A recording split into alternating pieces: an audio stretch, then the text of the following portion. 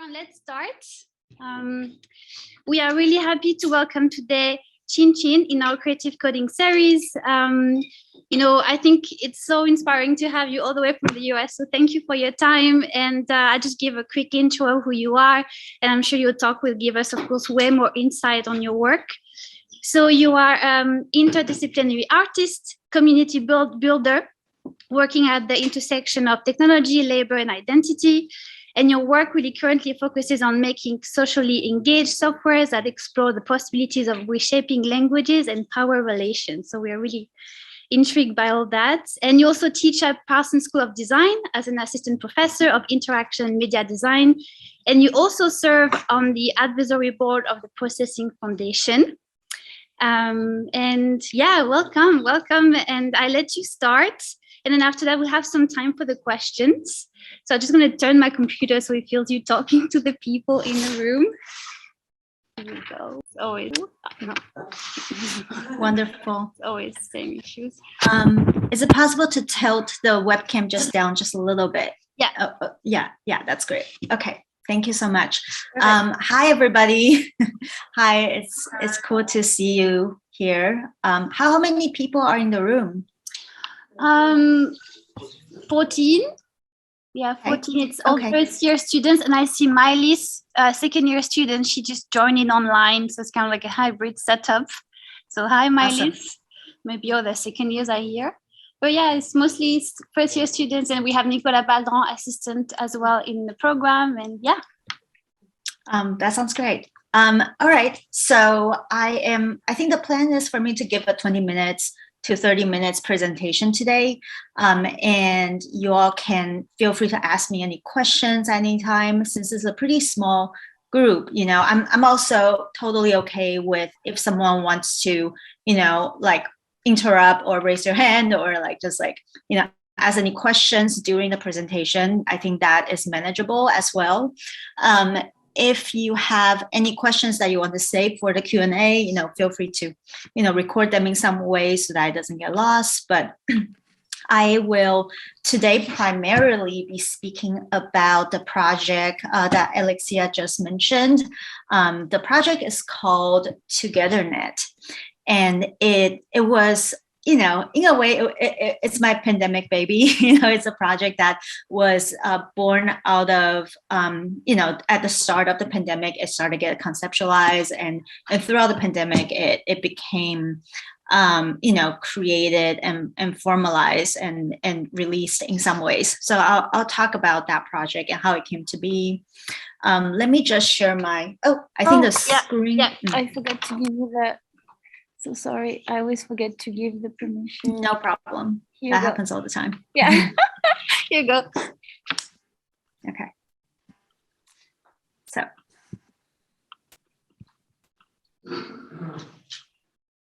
Also, if there's any words that I'm using, because I know, we're speaking cross-culturally here, possibly if there's any words or phrase or expression that I'm using that is unclear, please feel free to let me know. Happy to clarify anything.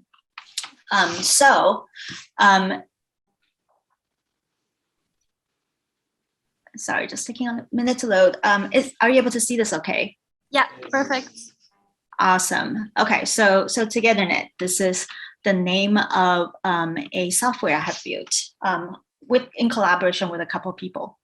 So Togethernet, very generally speaking, is an open source software that is free, that invites 10 or fewer participants to build community archives through practices of consent. And I will, spend the rest of the presentation to talk about what each of these things really mean when I talk about what is a community archive and what is practices of consent. Hopefully, I can give some pointers to that.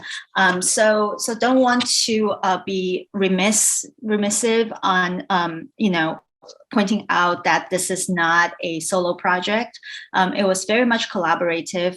A huge shout out to the lead software engineer, Yaqing Wen, and the lead writer, Nema Gedere, who was in charge of writing all the language and coming up with terminology in the user interface, as well as creating, copy editing and of like the actual website of the software that's about to be released, I think next month.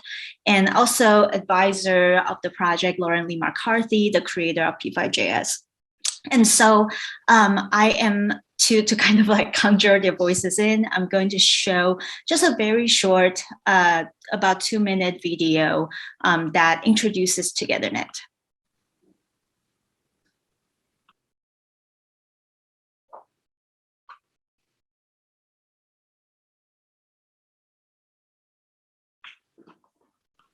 Oh no. Oh yeah. For some reason, the sound is not playing. Yeah, we don't hear it. Huh. You know what? It's okay, because I can just voice over myself. I can do the voiceover myself. So this video usually accommodates with a voiceover. So Togethernet is a open source software that invites 10 or fewer people to be in the same space and be able to collaborate with each other. And so what this software is for, who this is for, it's really meant to be for artists, designers, students like you, or educators, to be able to figure out how to record, meetings, meeting notes. This can, it can, some of the examples we use, like you can be a book club, right? It can be something that's like very light, such as you're a book club and you're coming together and coming up with a list of books to read. You can use Togethernet to figure out, like what that list of books would be. That is maybe the most sort of like lighthearted version of it. You could be, in a meeting with a group that's trying to come up with like a community agreement or a code of conduct, right? And that is a way more, usually a way more complex kind of conversation. And you can use Togethernet to figure out what part of the proposal should be archived and what part of it should stay what we call ephemeral inside the Togethernet context. And so there are 3 different modes of communication in Togethernet. The first mode, which is what you just saw, is what we call the ephemeral channel. So inside ephemeral channels, your conversations are private and encrypted by default. So what we use over here, I don't know like how, the level of familiarity in terms of these types of tools here, but I'll try to explain it in a brief stroke. What we use is a peer-to-peer protocol called WebRTC. So actually in the modern browsers that we use, there is a embedded encrypted channel inside the modern browser that can be borrowed to send information back and forth. And that channel that I'm referring to right now can be accessed through using WebRTC. And so that is basically, we are using, you don't have to install anything extra to be using this peer-to-peer technology. It is a web-based in-browser application that borrows the kind of tunnel, the encrypted tunnel that's built into the modern browser to create this set of communication.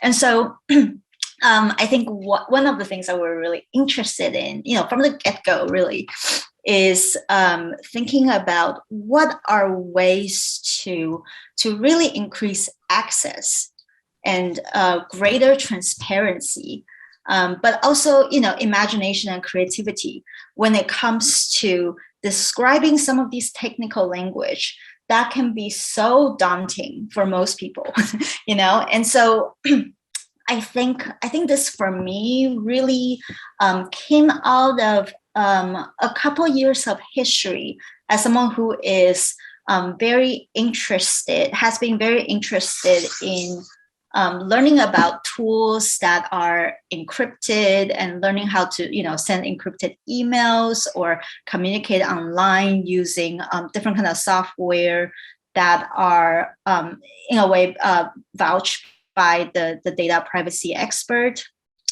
I visited Berlin like 7 times. I went to like a bunch of crypto parties there. That was really fun. But what I realized from there is that when I try to carry that knowledge back to the US, there's a huge divide between people who are either find this information useful or accessible or are attracted to this information versus people who,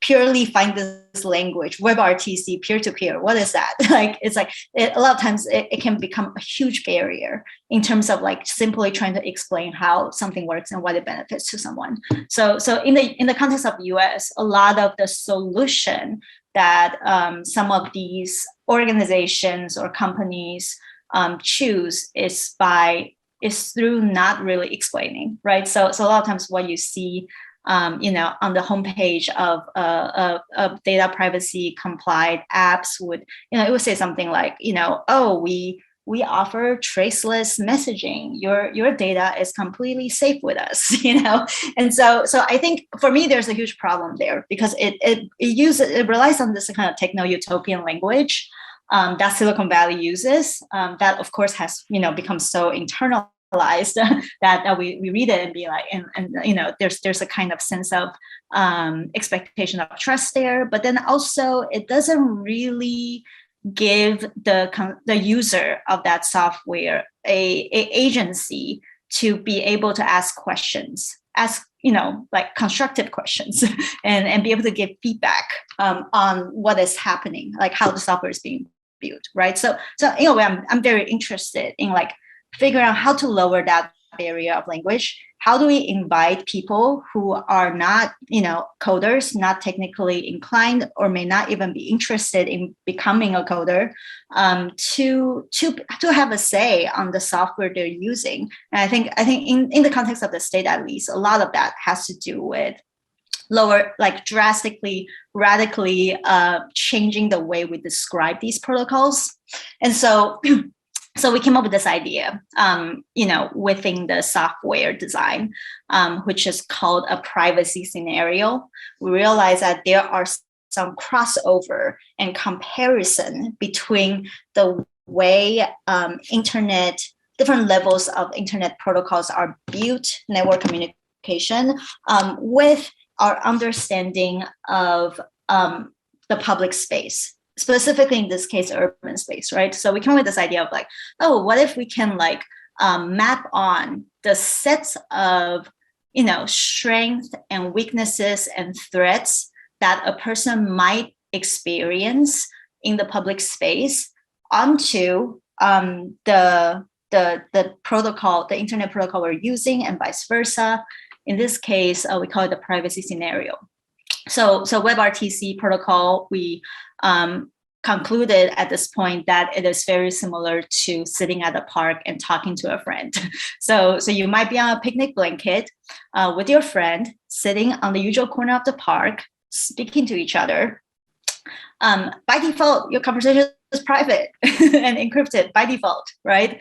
But if someone wants to intentionally listen in, if someone is trying to sit close to you and trying to listen to you, or if they're trying to intentionally record you, it is not impossible, right? Of course, someone can try to listen into your conversation at a park. And so WebRTC is very similar. And in fact, a lot of these network communication technology have vulnerabilities, right? And a lot of these companies or organizations don't like to talk about vulnerabilities. So we're trying to figure out a way to describe that through these privacy scenarios. And so this is the interface of the ephemeral channel that uses peer-to-peer protocols. As you can see in that video before, you appear as a avatar. In this case, it's a box. And this open source software, so of course you can remix it and change the box into a picture or anything else that you like.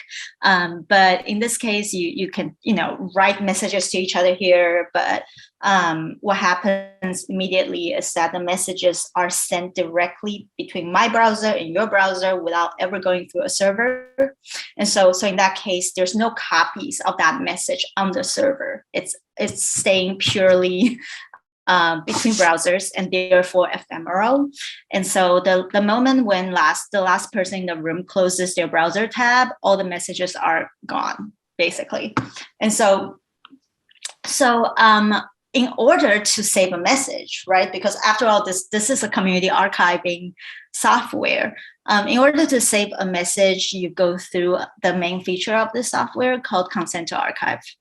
So consent to archive is a feature that publishes a single message or a thread into, the other channel, which is the archival channel. So when the consent to archive process is initiated, basically everybody, in the space pause and gets taken to a different screen, almost like a mini game, and they have to say, yes, I agree to archiving this message, or they say, no, I have some hesitation. Why are we archiving this message, right? And so in a way, the kinds of things that is usually extremely easy to do, or happen in a split second, such as, if you're messaging each other on Slack or on Discord or on any kind of, messenger that store your messages to a server, we don't even always think about how all the conversations are immediately recorded and archived or saved in on the server of a company, right? And so in this case, this is in a way really, really stretching out that process, elongating that process, and say, no, why don't we have a discussion and talk about for every message that we want to archive and store on the server, do we really want that? And why do we want it? So it's really thinking about how, it's both trying to encourage digital consent in terms of the relationship between the user and the server, but then also it's trying to encourage communal peer-to-peer consent. How do you make sure that you talk to each other at these different checkpoints and make sure that you're all okay with this?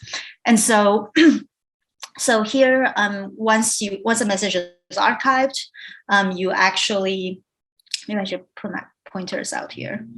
Once your message is archived, you actually the message actually get turned into this mosaic tile pattern to indicate that message has become part of the server, and the user color, avatar color gets integrated into that mosaic tile. And this is the third mode, right? Or not the third mode, sorry, second mode. So this is the archival channel. So the privacy scenario we use here is posting on a bulletin board. So in a sense, what we're really trying to say is that when your message is published onto a server, in many ways, that should be considered as a form of publishing. So it's almost as if you posted a flyer on the bulletin board on your campus. Some people can see it. People off campus might not be able to see it, but at the same time, they have some sort of ability to come in if they like to and take pictures of it. They can scrape it. They can remix it and show it to other people. Use it however way they want, right? So there's not a lot of control to that because when one uses a centralized server that might not have a strong encryption protocol, which is what we're assuming here. There is a lot of, it's just kind of retreat back to the nature of the internet as we know it, right? And so that is the kinds of privacy level and scenario and concern we're trying to pose to people in terms of thinking, think a little bit more before we make any kind of decisions in this space. And so over here, this is how that looks like. Under the archival channel here, posting on a bulletin board, once the messages are archived, it gets loaded in this kind of, pretty kind of standard bullet point document kind of format. And so, and you can get to see who has consented to archive this message for people who might come into the room later, or a new members of the room that get to know what has happened before and also get to comment on it. Another feature we have is that you can download the archive into a HTML page. So of course this feature is you can download an HTML page, you can download it as a TXT file. You can download it as like any, we could have built any other kind of feature, but we chose HTML. And in a way that, that is a kind of subtle kind of implication or signaling of like the publishing nature of the archival channel, right? So you can possibly download HTML page and upload it to, I don't know, the student club or whatever. And so again, the next thing that's important for the software is the ability to revoke consent to archive. So even once you have agreed that a message should be archived, everybody agrees the message should be archived.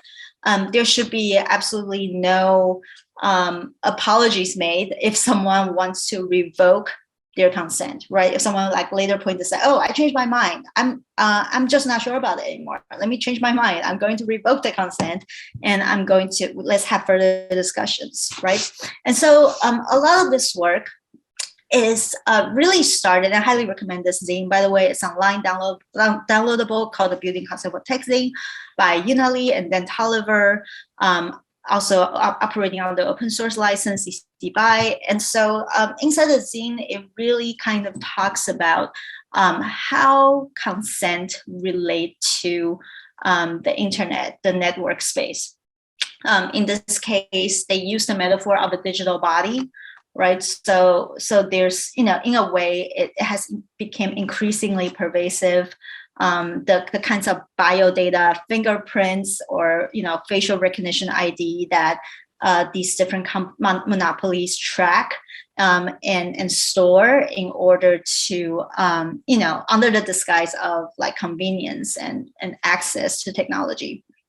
But what they're saying is that when your digital body is being exploited or violated online. So if your data is being resold or extracted in different ways for profitable reasons, it really there's no pain, right? There's a physical pain, right? It's not the same as having your body, the boundary of your body transgress in real life or in person.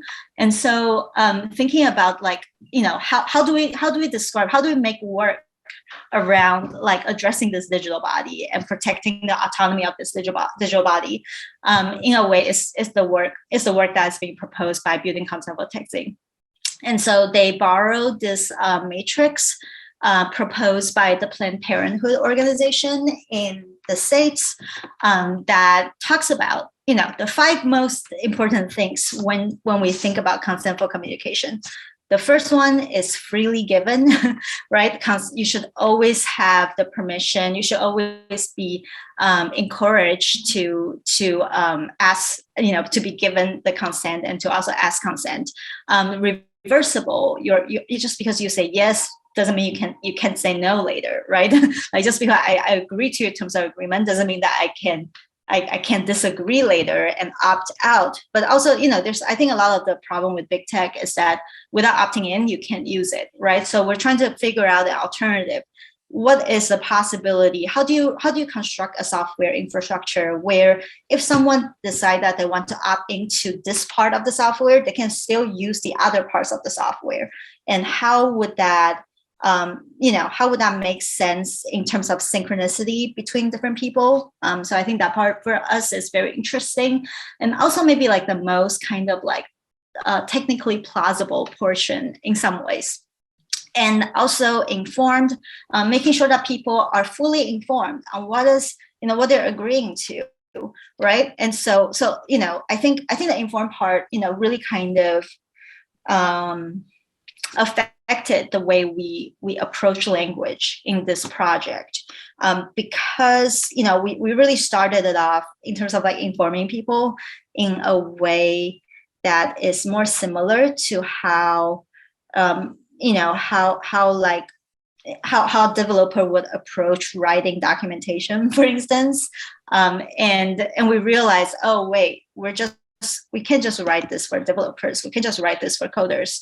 This is for everybody. And that is the point of, user terms and agreement, really. And so, how do we like really lower that barrier and write the language in a tone that is welcoming, that, is sincerely welcoming, and also is, really thinking about our potential users in mind. And enthusiastic is making sure that you give user the ability to, to think, to process the information, and only go forward once they feel enthusiastic about what is happening in the software. Specific is about, just because you agree to, say using one feature doesn't mean that you have to agree to using subsequent features embedded in that one feature, right? So it's, about like making sure, having a kind of awareness of knowing when to ask again, when to ask that follow-up questions about, if the user should agree to it. So there are three different layers of consentful communication that we consider in this project. And the first layer, of course, is peer-to-peer. So, between you and another person, how can we facilitate a digital environment that would encourage consentful communication between person to person? This is, of course, something that can't be fully controlled, or nor shouldn't be fully controlled by the software, right? In the sense of, I think our approach is trying to build a digital environment that encourage that. But there's a very interesting fine line between building environment to encourage behavior versus start like crossing the line of becoming manipulative or starting to surveil or monitor what people are doing, right? So this is, again, a lot of it actually has to be pitched in by the community. So a lot of it's like giving people the tools and like inviting them to step into the role of facilitating consentful communications. And the second part is peer to server. And in a way, this is the part that the peer to server, like our relationship, our data privacy in relation to the server is the part of, like digital consent that is the most violated. That I think, at this point is mainstream news, right? Like the kinds of things that Facebook and Google does to their users. But however, as we went through this research, we also realized that, this is actually the most plausible problem to solve. It's a lot of it, a lot of it's not easy. A lot of it's like, we have to innovate certain new things in order to make it happen. But at the same time, this is like the easiest to solve, like across these different things, because it's pure technicality. It's purely relating to how a machine is made, rather than trying to solve complex human problem, purely thinking that by building better tools, people are gonna be better, not necessarily, right? And so and server to server consent is something that we have not achieved and have not touched at all. That is a much larger project, and that relates to, okay, if different groups of people set up their own instances of Togethernet, how are we going to facilitate the kinds of consentful exchange of data between different instances? And so I think one of the questions I invite you all to ask with me is, what does the software backend knows about us? How does the software front end expresses that knowledge, right? One of like the first like coding assignment that I work on with my students is creating an experimental camera.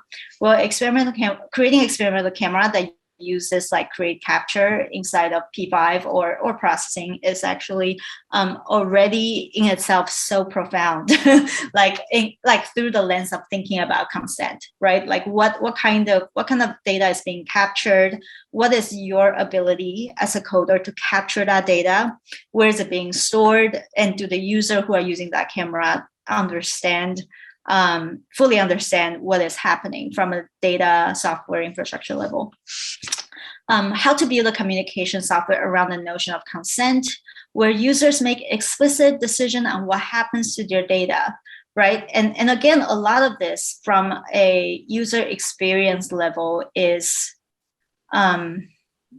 it's very tricky, but I think it's very interesting. Or let's say, I think in a way we're at a baby stage of that in some ways, just because I think that, when I bring up this question, some people's like immediate sort of leap or imagination is that, oh, I don't want to be having to, read a lot of information when I'm just trying to talk to my mom, like using a software, right? I can't like just like go through every single step when I'm just simply wanting to do something very simple. And my goal is to talk to my friends, right? And so I think that a lot of that has to do with our very negative and sometimes painful experience of dealing with big tech, right? And because a lot of these language are written in a way that comes from a team of lawyers that are very well trained to protect the companies. They are oftentimes not written for the user, and therefore the experience of reading those things has been very negative. And I don't think it needs to be that way. And so, so one of the things that we created when it comes to what would usually be called a user agreement, we actually came up with our own term for it, and we call it the Code of Consent. It is a written document that is, that we ask the users of the software to read before they even download the software. So the Togethernet Code of Consent is a specification. It's a text document that's actually packaged into the GitHub software itself, or the software itself on GitHub, that outlines the level of consent and protection that participants have while using the software.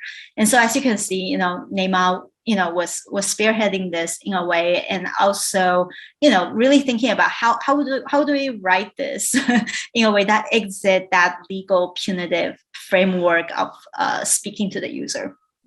And yes, I think that we also really focus on, like being very specific about who should use this, as well as who shouldn't use this, And so being clear about that on the get-go, I think for us is a way to stay accountable and keep ourselves accountable on thinking about, Togethernet is not a perfect software. And there's, and I think there's a lot of software that are really great, really good at, protecting privacy, that still has vulnerability that isn't always very forefronted, right? So think about how can we model this idea of being very clear and forefront about what the weaknesses are, but also, be not scaring people away, instead trying to explain that in a language that is going to be accessible to them.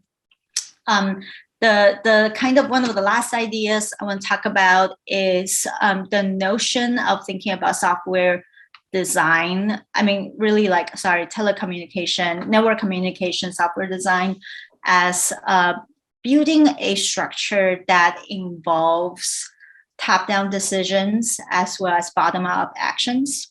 I think a lot of times designers or coders, particularly in the States, have they're really concerned about using the terminology of top down.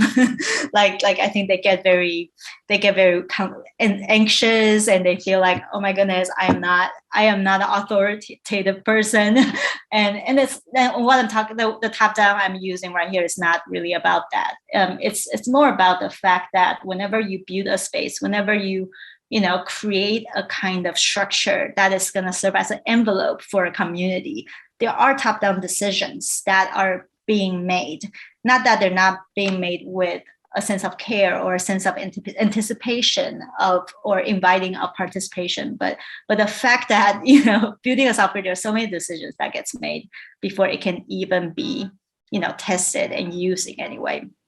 And so all these decisions should be intentional, and maybe should be transparent in terms of like why we made these decisions, and why are things working in this way. So some of the top-down decisions that we have made in this Togethernet software, the first that I personally find very fascinating is really thinking about the speed and rhythm that the software is facilitating in terms of like communication. So the way you build a software, the way you create pauses, or the way you accelerate a certain portion of communication is a very subtle but effective thing that's going to like, you know, really impact the communication environment and impact consent really. So so in a way, I think that, you know, I think in-person communications are good for certain things. I think digital communication are good for other things. And maybe one thing that digital communication is good for is asynchronicity. You know, when it comes to like communicating on Slack or somewhere of that sort, or emails, right? You really have the time to, you often have the time to think about what someone is saying. You can take a couple hours, you can take a day, you can take 2 days, right? To like think about what they're saying before replying to them in a way that you can't quite do this in the same way in person. I mean, in person has other benefits and qualities. And so how can we utilize the kind of particularities of software and the asynchronous kind of nature of it to facilitate consentful communication? The second part is encampment size. So, you know, again, a lot of times when I show this software, especially in the beginning, people ask, you know, what if there are trolls? Have you think about like how are you going to like create blocking systems or ways for people who intentionally want to troll the space, right? And I think there's a lot there, and I think a lot of it has to do, in my opinion, I mean, I might be wrong, but in my opinion, is about encampment size. So the software is currently set for 10 or fewer people to use at the same time.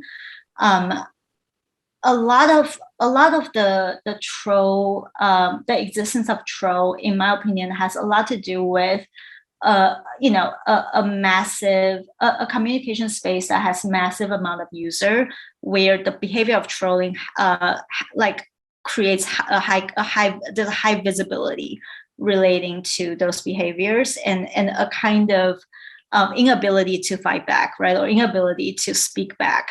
And so for us, it's really thinking about, you know, how can we like decrease, instead of like creating a kind of system where you can kick someone out. That is one way to deal with it. Another way to deal with it is to really limit the participation size, so that whenever things come up, and I'm sure things will come up, you know, when it comes to like conflicts or community issues that need to be addressed, at least it can be maintained within a small space where, you know, I think this is where we're kind of leaning on the power of the community to facilitate some of those things. You know, one of the other things that we do is requiring code of conduct. So, you know, to use software, you have to upload a community code of conduct.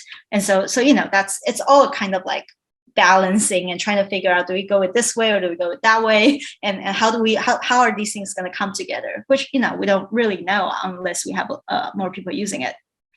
Open source is another decision that we made, and that has implication too, right? So how are people going to remix it, and are people going to be able to help, you know, showing us different ways to make this more consentful, or can that consent be violated, and what do we do about that? So there's also you know, another portion, which is like the bottom up portion, which, you know, for us really has a lot to do with facilitation style. You know, we have these like built-in modes of facilitation style for people to choose from. One is egalitarian mode, where there's no facilitator. The second one is facilitated mode, where there's 1 to 3 facilitators that can be appointed and post agendas. And there's also feedback mode, where there's facilitators and participants can provide nonverbal feedback to say, hey, I agree with this, I'm not sure about this, or I disagree with it, or pause, let's stop and discuss something, right? And so there are different kind of facilitation feature that's built in. How are people going to use it is not something we can really control, right? So a lot of it then has to do with how do we you know, package the software, communicate the software to to try to reach people who are value aligned when it comes to consent and community building. Decision-making methods and conflict resolution allow that, has to be situated within the community from the people. And so I think the last thing to talk about is actually software and community. I think that, I think that this for us is a series of experiment in a way. My friend Dorothy R. Santos said that this is a art project, but it's also a tool, but it's also a social experiment in some ways, because we're trying to kind of like see what are the ways we can kind of like break some of these boundaries of expectations of what we think communication software should look like or should act like, right? And so in this case, this was our software launch. Our software launch, we're very specific. I was like, please, let's not do a demo. Let's not give a tech demo. Instead, let's run a series of workshops. And the workshop had a theme, which is consent for protocol. So 4 different people, Dorothy R. Santos, Kimberly Springer, Shanae Macklin Holloway, and me, we facilitated 4 separate workshops on a different topic relating to consent. So Dorothy is on health, biomedical consent, and Kimberly is on oral history and consent. Shanae is on sex and intimacy and consent, and me was on like data and consent. And so in a way, the goal of doing it this way is so that we can hopefully launch the project and attract a bunch of consent nerds, right? Who can come into the community or be the kind of seed of the community as we move forward. So kind of like, and of course we're using Togethernet to like facilitate this workshop. But the goal was like to like put together Togethernet to test what is going to happen when people actually use it to discuss things that they care about, right? Instead of kind of just trying it out as a kind of tech object. So that is basically the end of the presentation. Sorry, I think I ran a little over time. This is a list of further readings that I recommend if you're interested in diving into this topic more. I think through this research, I think a lot of my realization is that the practice of consent has existed for quite a while, for a long time, I would say, and the digital space in terms of like, the Mozilla Foundation or like these people who are working on, primary tools for the internet are in a way, just picking it up in some ways. I think designers and technologists tend to love reinventing the wheel. And in this case, I think in relation to building a consentful culture, I actually don't think it's necessary to reinvent the wheel, or I think it's more of taking a more hybrid approach, right? So this is affordances. This is a possibility of network technology. But let's look at how the BDSM community have been building knowledges around consent. Let's look at how like middle school or like facilitators on sex and intimacy who will visit middle school to talk to kids about consent when it relates to bodies. What do they think about like how consent should be built into human-to-human relationship? So I think, I learned a lot by reading books such as Ask Building Consent Culture or the Consent Checklist, which, neither of them are related to software at all, but very much, acknowledging that, in the human history, we know this, we have this knowledge, we have these information in our culture. How can we like actually align with those cultures that actually suits what it is we're trying to do here? So, oops. Okay, don't know what just happened. I just click on one of the links. Yeah. Unfortunately, we're still on Instagram until we fully Togethernet. We are in our alpha version of the software. There's it's experimental. It's a little bit fragile, but hopefully I could continue to work on this topic, whether it's building another version of Togethernet or creating this work in a different format. And that's our GitHub. If you're interested in going there and checking out the code or checking out the code of consent, I would love any kind of feedback that you want to give me. And thank you. Thank you so much. Thank you.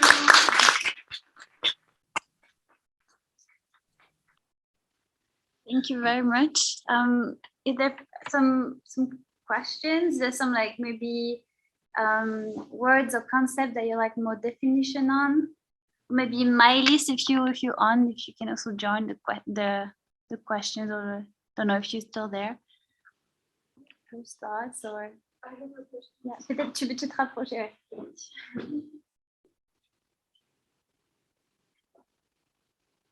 Hello, thank you for the presentation. I have a question with the fact that how do you deal with the fact that exterior factors can access your web data? For example, taking a picture of a conversation.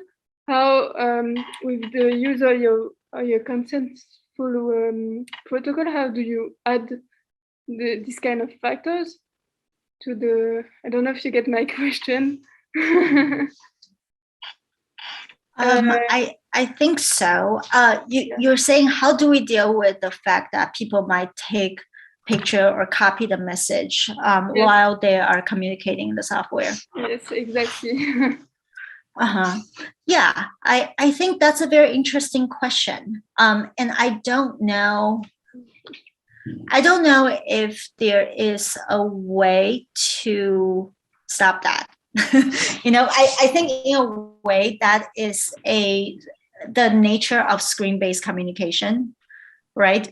You can take a screenshot of anything that appear on the screen or take a picture of the screen, really anytime anyone wants.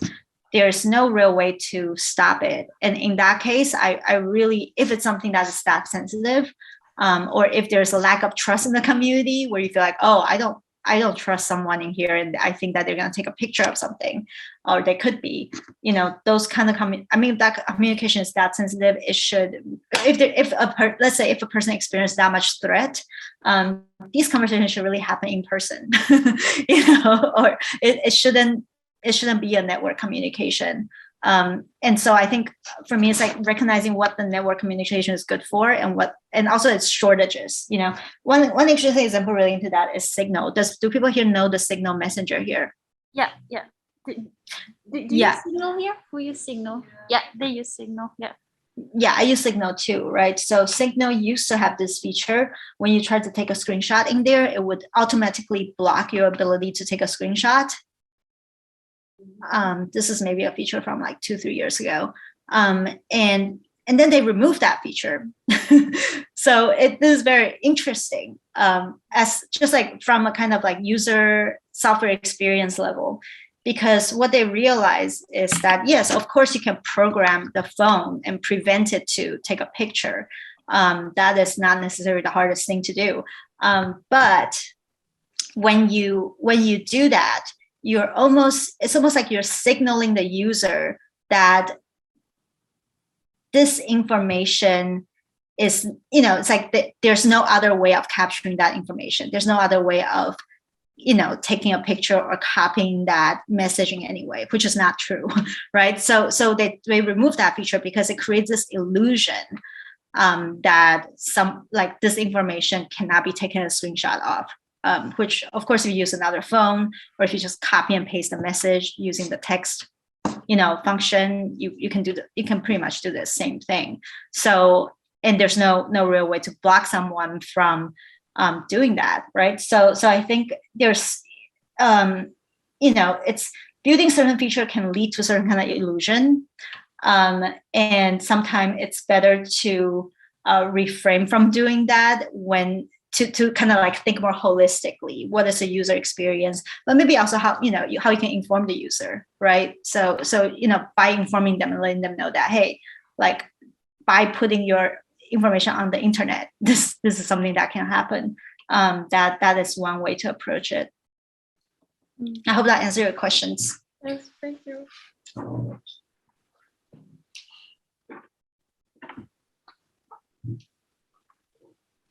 Any other questions or remarks? Things you like more definitions on? Yeah, I have. Can I? Yeah, you can ask a question. Okay. Are we supposed to? Yeah, that's fine. Don't worry about it. It's okay. Hi. Hi. I'm not sure if it's proper to ask this, but I'm curious about the open source idea. So the software can be used, and you told you invite people to create their own version and to customize it. But yeah.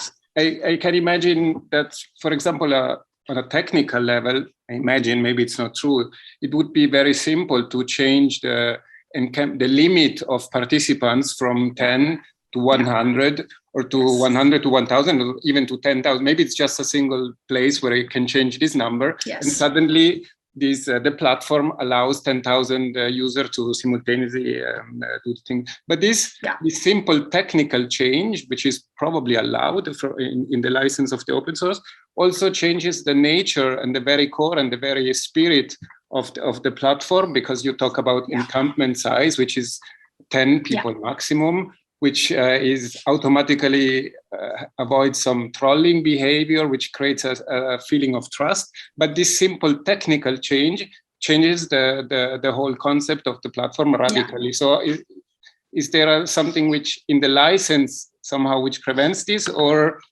at a certain point when somebody derives the software, then it's up to them and becomes something different? So how is this handled, or if it's addressed at all? Yeah. This was one of my biggest anxiety and nightmare, to be honest. Like throughout the whole process, I talked to a law professor who is actually specializes in open source law, and he gave me a very interesting suggestions. I mean, this is U.S. specific. I don't know if this applied to where you are at all, but. But basically what he said is that, a lot of people experience this issue. One of the most direct way you can solve this problem is by using the trademark system. So if you want your project to be open source, but you still, but there is certain kind of protocols you don't want people to violate, one simple thing you could do is say, hey, anyone can use it. Anyone can take this and remix it. But if you change this part of the code, then you have to disaffiliate, remove all the names and logos and whatever from the copy of that software. You can turn it into something else if you want, but you can't call it Togethernet. So that from a legal perspective is what we wrote into the code of consent. So there's a paragraph for developers. I think that, if I were to continue to build on the software, it can be maybe more refined and more streamlined. But at this point, it's it's very much a concern. And at this point, we're taking the trademark system approach. Does that make sense? Yeah, totally. Thank you. Sure. Well, I have one last question, because we have 5 minutes left. It goes so fast. But I mean, to me, you're such an inspiring community builder. You have such a great experience in that you also were one of the co-founders of Void Lab, for example. You were you took care of the processing community day in 2019. I think this might be such an incredible experience. But what advice would you give to our students, when you want to start a community, when you want to keep it alive, because you talk about writing the code of conduct, or, writing the code of consent as well. Do you have some advice that we could share? Because I think it's something that we think a lot about, how to build a community inside of an institution as well, which can sometimes be problematic.